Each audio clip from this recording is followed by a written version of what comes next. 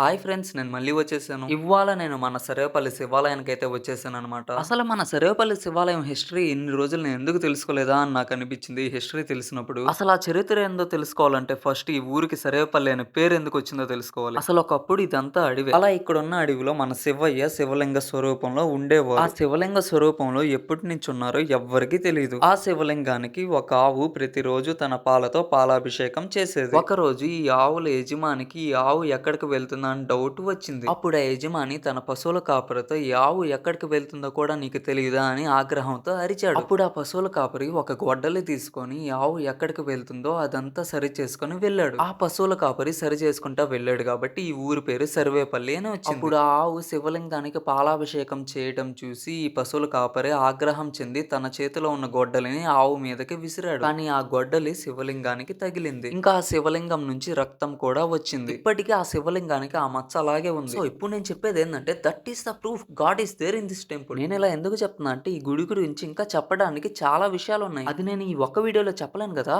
So ఇంకో వీడియోలో చెప్తాను. ఈ వీడియో నచ్చినట్టయితే లైక్ షేర్ ఫాలో చేయండి. నెక్స్ట్ వీడియోలో మళ్ళీ కలుద్దాం. బాయ్. ఓం నమ శివాయ.